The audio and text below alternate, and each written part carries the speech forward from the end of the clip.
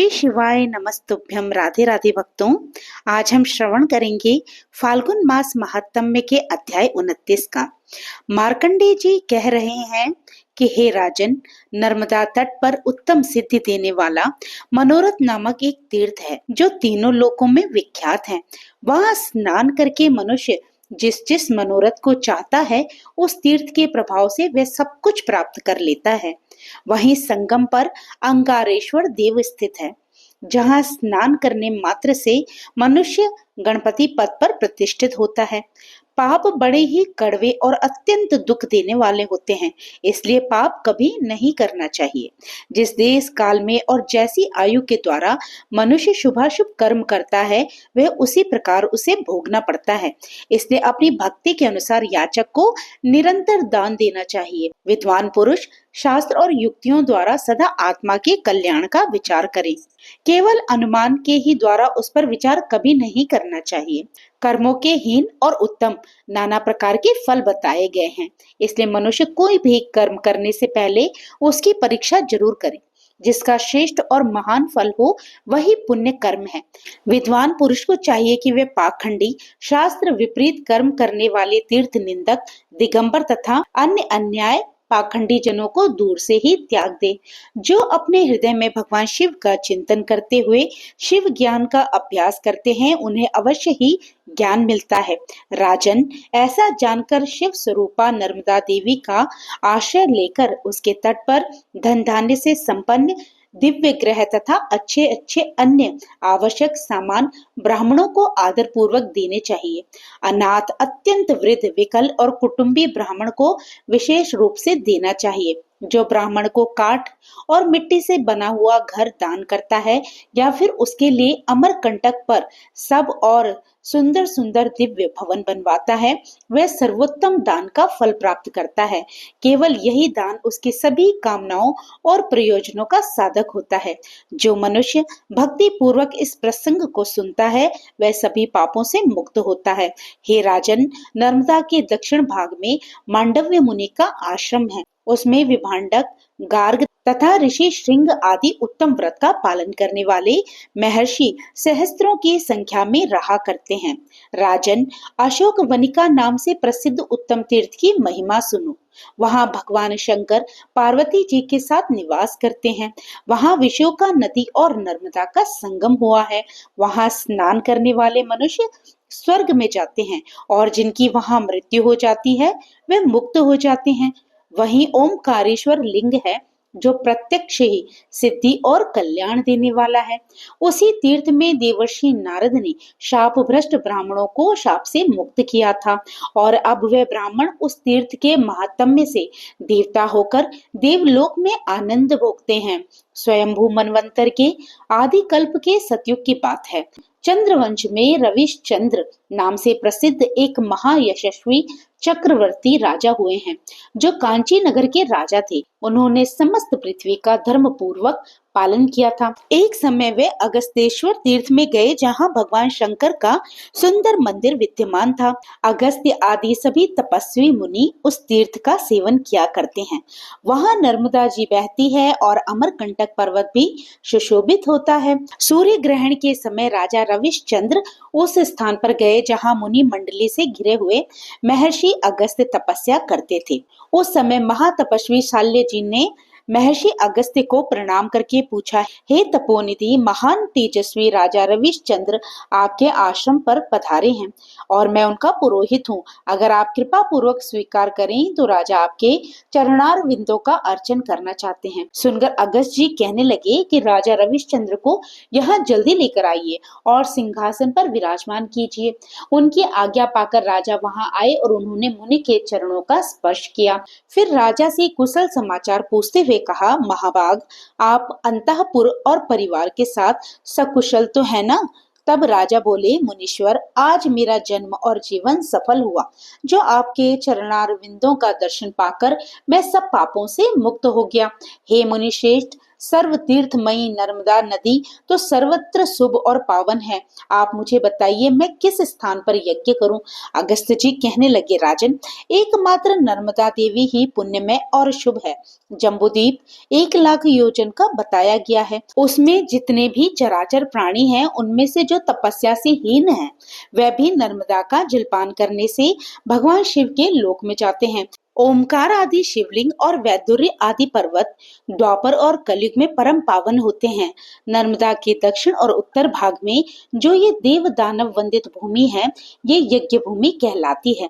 इसी में अशोक वनिका है, जहाँ साक्षात भगवान महेश्वर निवास करते हैं और यहाँ किया हुआ यज्ञ बिना किसी विघ्न बाधा के पूर्ण होता है, ऐसा भगवान शंकर का कथन है। तब राजा बोले, हे महामुनि, आपका कल्याण हो, मैं आपके साथ वहीं चलूंगा। फिर वह सब अशोक वनिका के पास आए। वहां 10 योजन विस्तृत भूमि में यज्ञ मंडप बनाया गया और युग गाड़े गए। उस मंडप के सभी द्वार और स्तंभ मणि माणिक्य और रत्नों की राशि से शोभा पा रहे थे। विश्वामित्र, भारद्वाज, कश्यप, भार्गव, ब्रह्मदृश्य, लोमश, दूसरे श्रेष्ठ महर्षि उस यज्ञ में सम्मिलित हुए। प्रचुर दक्षिणा पाने वाले ब्राह्मणों ने यज्ञ प्रारंभ किया। सब देवता बड़े प्रसन्न और तृप्त हुए। इसी समय महान क्रोधी दुर्वासा जी, यमराज, चित्रगुप्त, काल और मृत्यु भी आए। उस यज्ञ में उनके लिए कोई भाग नहीं दिया गया था। ये देखकर वे सभी क्रोधित हो गए। उन सबको रुष्ट और क्रोधित देखकर राजा रविश्चंद्र कहने लगे कि यज्ञ के समय कोई भी मनुष्य अगर आ जाए तो वह 4 भुजाधारी भगवान विष्णु के समान पूजनीय होता है। आप लोगों को भी मैं अभिष्ट वस्तु दूंगा, इसलिए आप प्रसन्न हो जाइए। तब राजा के द्वारा अर्घ पाद्य आदि देकर प्रसन्न कराए जाने पर वे सभी मुनि संतुष्ट हुए। उस समय दुर्वासा जी कहने लगे, राजन, पूर्व काल में जटा और वल्कल धारण करने वाले तपस्वी लोग नेपाल में देवताओं के देवता भगवान पशुपति की भक्ति भाव से पूजा किया करते थे, परंतु उनके साथ उन्होंने पार्वती जी की पूजा नहीं की। इसलिए पार्वती जी ने उन ब्राह्मणों को श्राप दिया कि तुम लोग 1 सहस्त्र वर्षों तक कुत्ते की योनि में रहोगे। तब से वे मुनीश्वर लोग कुत्ते की योनि में पड़े हैं। राजन, हमारा प्रिय कार्य करने की इच्छा से तुम उन सबको शाप से मुक्त कर दो। राजा बोले, मैं उन ब्राह्मणों को उस शाप से अवश्य ही मुक्त कराऊंगा। ऐसा कहकर राजा ने अपने दूतों को वन में भेजा। दूतों ने उन वनवासी मुनियों को नमस्कार करके उनके पूर्व जन्म का स्मरण कराया। तब वह सब लोग अशोक वनिका में आए। उन सबको देखकर चक्रवर्ती राजा रविश्चंद्र ने बड़ी प्रसन्नता के साथ कहा, भगवान ओमकारेश्वर और नर्मदा देवी की महिमा से, मेरे दान के प्रभाव से तथा महर्षियों के प्रसाद से ये सभी मुनि कुत्ते की योनि का त्याग कर शिवलोक में चले जाएं और इन सब का पाप मुझ में आ जाए। राजा के ऐसा कहते ही सब मुनि उसी क्षण शाप से मुक्त हो गए और राजा से इस प्रकार बोले कि आप ही हमारे माता पिता और मोक्षदाता गुरु हैं। ऐसा कहकर वे सब महर्षि उमा महेश्वर धाम को चले गए। इसके बाद सभी देवताओं ने राजा को धन्यवाद दिया। देवताओं की दुंदुभियां बजने लगी और आकाश से पुष्पों की वर्षा होने लगी।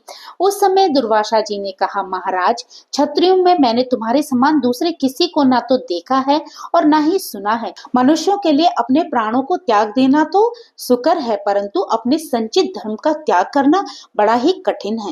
राजन, तुम्हारा कल्याण हो, तुम कोई वर मांगो। तब राजा ने हंसते हुए कहा, मुनि, हमारे दान के प्रभाव से पाप बुद्धि वाले मनुष्य भी उत्तम पद को प्राप्त हो, यही मेरा प्रिय वर है।